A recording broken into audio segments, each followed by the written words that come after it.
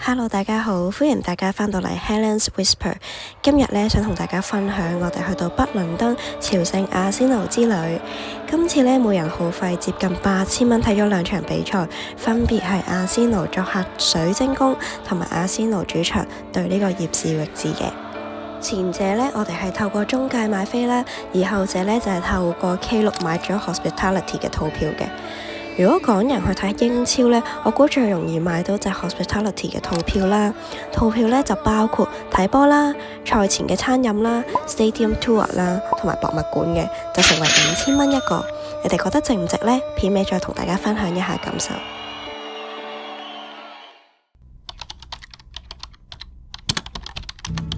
As I walk these streets alone, through this borough I call home, upon the barren fields of ivory, neath the stadiums of stone, through the turnstiles at the ancient. 我哋而家準備去睇阿仙奴作客水晶宮嘅球賽啦，然後勁多人，已經有好多阿仙奴同埋水晶宮嘅球迷，覺得個氣氛已經係好激烈啦。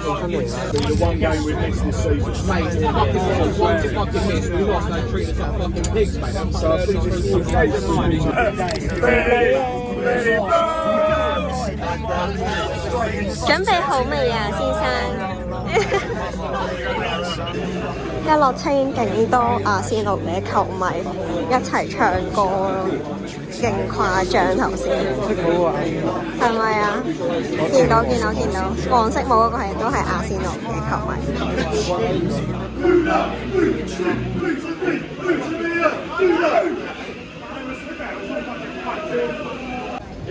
我哋而家順住人群行緊去水晶宮嘅球場，揾到都係阿仙奴嘅球迷啊！佢孭住咗個阿仙奴嘅袋啊！後邊都係。又揾到多個阿仙奴嘅球迷啦，紅色衫、紅色帽嗰個啊！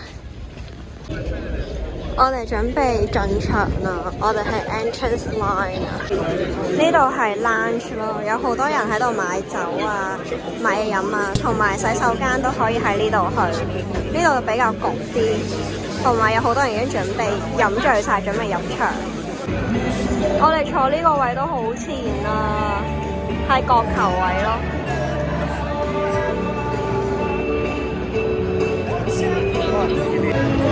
超近啊！見到阿仙奴，嘿！趁未開波之前，去到最前嘅位置，影下啲阿仙奴球員先。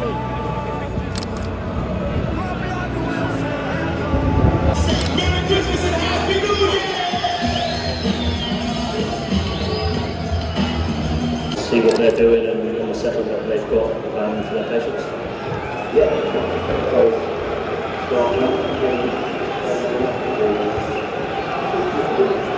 邊係阿仙奴嘅作客球區咯，勁多人喺度嗌緊阿仙奴。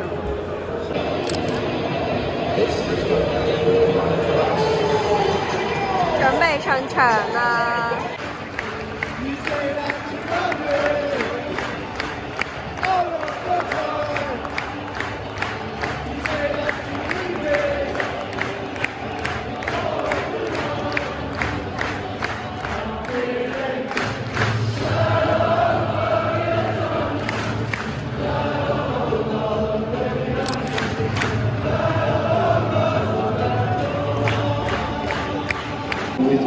我哋準備睇波咧，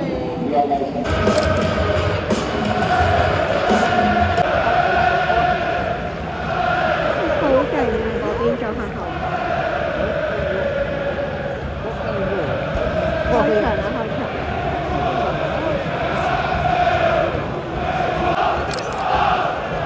啱啱入咗一球啊！拉亞喺呢度，睇得好清楚。因為係作客咧，要保持好冷靜咯。要扮冷靜啊！依家。要扮冷靜啊！要好冷靜。其實內心好興奮。啱啱水晶宮入咗咯。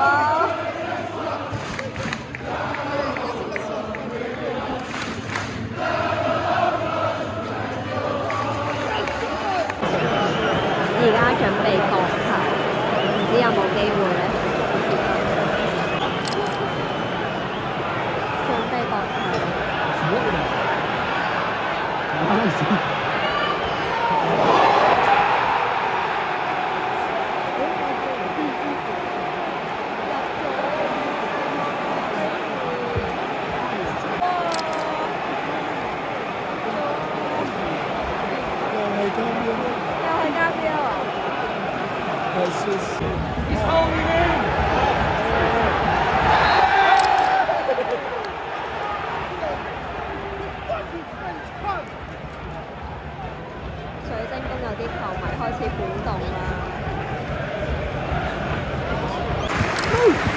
學生而家熱身緊啊，好但係有啲近距離小精英球員啊！係藍色嘅小精英球員咯。所以睇8個喺呢度啊！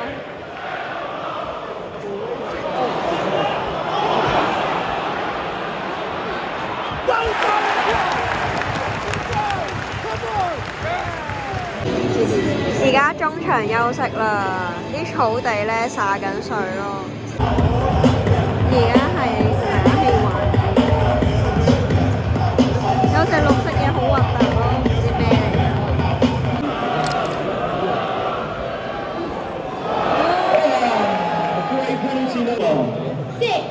6 years old now, Teddy. Are you excited for Christmas? Yes, What do you want for Christmas? football. Football. I'll give you that, Teddy. Stick it there. Palace, make some noise for 6-year-old Teddy.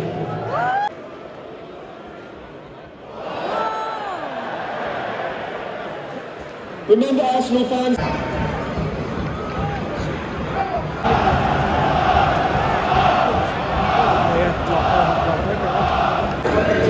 阿仙奴贏咗5-1啊！黐線，你睇下對面作客球迷區嗰邊癲咗，水晶宮勁多人勁早就走咗啦。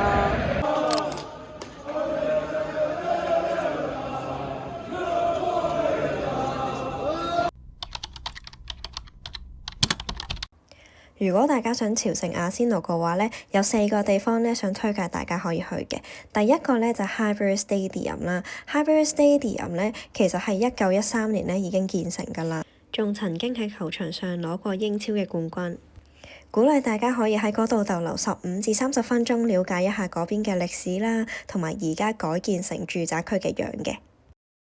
然後步行6分鐘左右呢，就會去到而家 Emirates Stadium 嗰度噶啦。咁呢，大家可以入 Souvenir Shop 啦，嗰度呢就會有 Stadium Tour 嘅入口嘅。咁大家都可以預留啲時間行下 Souvenir Shop，大概我估行60分鐘左右啦。喺 Souvenir Shop 裏邊呢，會有 Stadium Tour 嘅入口嘅，唔使預約就咁排隊就可以參加 Stadium Tour 噶啦。我估大概逗留60至90分鐘左右啦。由於 Match Day 當日咧，其實係冇 Stadium Tour 嘅，大家可以預留前後嘅日子去啦。但因為今次咧係介紹嘅片段，所以我會一齊咧擺埋一齊同大家介紹嘅。然後大家咧就可以行去博物館啦。博物館咧都係唔使預約嘅，但我記得佢係建議睇咗 Stadium Tour 再睇博物館，都係建議大家逗留返60至90分鐘啦，因為裏邊咧都有好多唔同嘅歷史可以睇到嘅。如果大家當日會入場睇波，而又有買 hospitality 嘅套票呢，記得提早2個鐘入去食嘢同埋參觀球場啦。如果仲有時間嘅話呢，大家不妨可以喺球場外圍行一圈啦，因為有唔同嘅雕塑，亦都有唔少嘅打卡位嘅。呢度係阿仙奴舊嘅球場，而家改建成住宅區啦。而呢個球場呢，係位於倫敦嘅高貝利啦，係1913年呢已經建成㗎啦。以前球場中間嘅位，而家就變咗住宅區咯，俾大家望下，係一啲好新式嘅住宅區。哦，係啊，球場中間變咗做花叢啦，看台就變咗住宅區啦。呢啲就係以前嘅看台啦，然後呢度呢，就係以前個球場咯。就而家變咗咁嘅樣啦。我哋而家嚟到咗阿仙奴嘅 Souvenir Shop 啦，裏邊有好多唔同阿仙奴嘅 Souvenir 波衫啊等等啦。喺呢間 Souvenir Shop 裏邊就有 Stadium Tour 嘅入口啦，我哋而家入去咯。有阿仙奴嘅耳機啦，係送俾我哋嘅。而家準備呢，就會排隊入去攞個講解器就可以入去 Stadium Tour 啦。我哋今次呢係 self-guided 嘅 multimedia tour。佢有部機呢，可以俾你聽住球場嘅歷史啦，同埋呢佢都會介紹球場裏邊係發生咩事嘅。呢個 feel 同琴日見到個 feel 又有啲唔同，俾大家望下。呢個係喺 Highbury 球場不敗嘅場面啊，應該係拎咗英超嘅冠軍，係咪拎咗英超嘅冠軍啊？但係呢個唔係多快迪，另外一唔係不敗。呢度有一個時間廊，佢係喺2004年嗰陣整嘅。呢個係而家今季現役嘅球員啦，有阿迪達喺中間啦。呢個係作客球隊嘅沖涼房，咁基嘅，全部一齊沖涼。呢個係作客球隊嘅更衣室啦，你會見到呢都係比較簡陋啲嘅，但都有一人一格嘅掛衣架啦。呢個係俾阿仙奴球員最後入場嘅熱身地方啦，有啲 gym 嘅儀器喺度嘅。呢度係類似醫療室嘅概念，係阿仙奴嘅醫療室。然後一直行過嚟呢，就係阿仙奴嘅更衣室啦，有好多唔同球員嘅衫喺度啊。呢度係阿仙奴嘅更衣室啊，好靚啊，有晒所有嘅波衫喺度，又寫住 We Are The Arsenal。而家準備要去阿迪達嘅 office 啦，呢度就係阿迪達嘅 office 啦。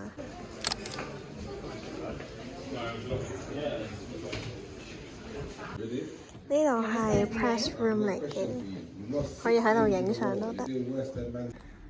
我哋而家開始參觀呢個museum啦，好多支旗喎，係唔同時期嘅旗，好靚啊！呢度係最早嘅歷史，佢有講呢一個俱樂部係幾時去成立啦，同埋成立嘅目的係啲乜嘢啦。呢個就係講一開始咧係喺 Highbury 呢個嘅 stadium 嗰度踢波啦，呢個就係最早期嘅一啲相啦。而家咧就變咗 Emirates Stadium 啦。呢個係最一開初嘅波衫，好 vintage， 好靚啊！要整呢個 trophy 嘅襟章，講嚟講去都仲係呢一個。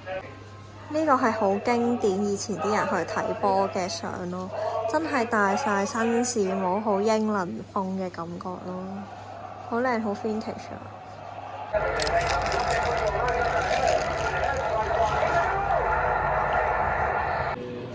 佢呢度就係講緊而家一啲現役嘅一啲故事啦。咁左上方嗰一件啦，係啦。咁係唯一一個而家暫時喺近代以嚟咧嘅棗紅色。點解呢個會咁特別咧？咁其實就係咧係去 celebrate 啫高貝利球場咧佢最後一年嘅使用。咁再之後嗰一年咧，咁佢就已經去咗呢一個而家嘅現址酋長球場啦。咁中間見到呢一件點解咁巴閉咁多球員簽嘅名咧？咁其實唔使問都知咧，就係不敗奪冠嘅賽季啦。當年咧係啦，成個一場波都冇輸過，跨季3季嚟講咧有成49場嘅不敗紀錄。而家啲未有球隊可以破緊。我哋琴日睇波咧，係包埋咗 Museum 同埋 Stadium Tour 嘅，咁佢就需要你參觀咗 Stadium Tour 先可以再去 Museum 啦。我哋而家出發去睇阿仙奴主場嘅波啦，唔係喺阿仙奴落車嘅，係早一個站落車，因為佢搬咗地方。我哋去阿仙奴球場呢，係要做一個站，係 Holloway Road 呢個站落車嘅，而唔係阿仙奴嗰個站落車嘅。呢度有一間 Matchday 嘅 Souvenir Shop 咯，可以望下。呢度有啲 Souvenir Shop， 有啲波衫啦，仲有啲擺設啦，都好值得行下嘅。呢度都仲有好多雜誌啊，有啲歷史嘅遺物啊。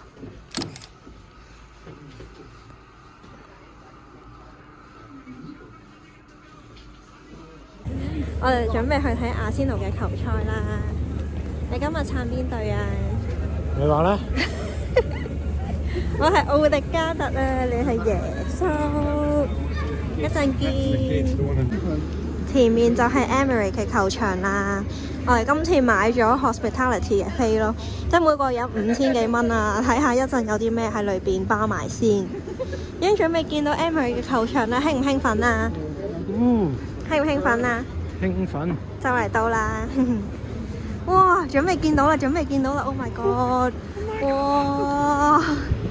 哇！就嚟見到啦！得得！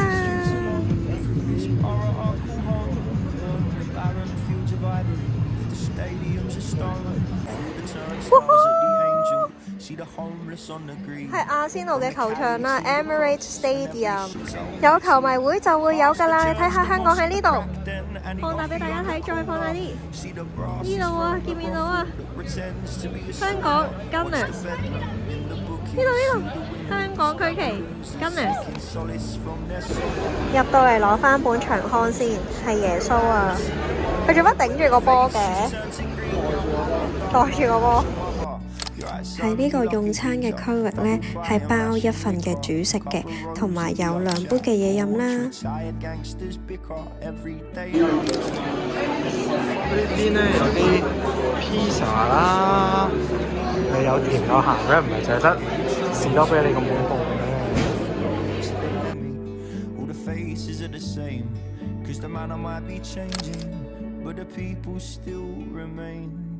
呢個就係個製成品啦。我哋嗌咗個披薩啦，同埋咧燒春雞嘅，好似都幾好味，試下先。呢度有啲 souvenir可以睇下，喺餐廳裏邊嘅。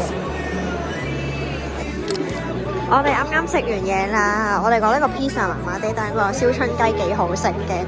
咁都有唔少嘅嘢食，大家到時可以按翻自己想食嘅嘢去比較下啦。咁出到嚟餐廳出邊呢，就係呢條走廊啦，就有啲漫畫啦，係關於阿仙奴嘅漫畫嚟嘅。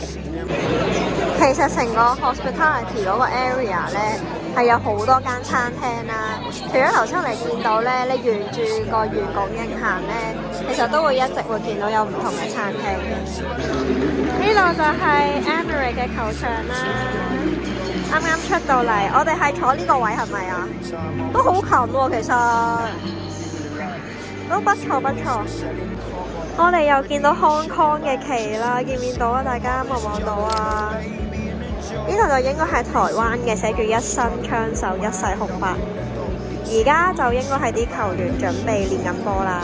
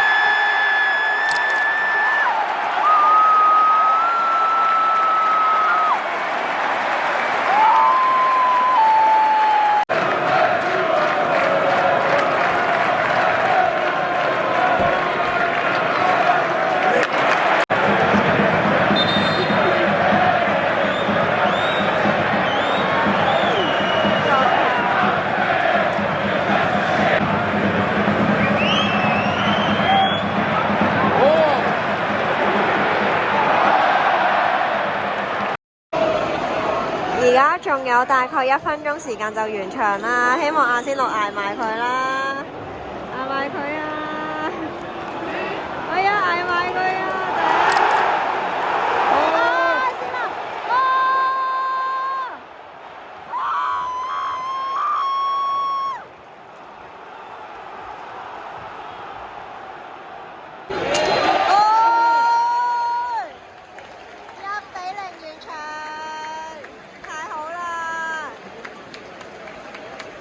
應該係贏住走，贏住走，贏住走。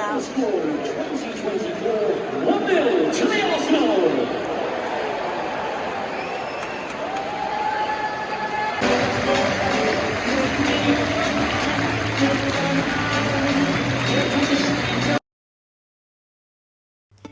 今次分別去咗睇2場波啦，分別咧係去作客嘅球賽啦，同埋主場嘅球賽啦。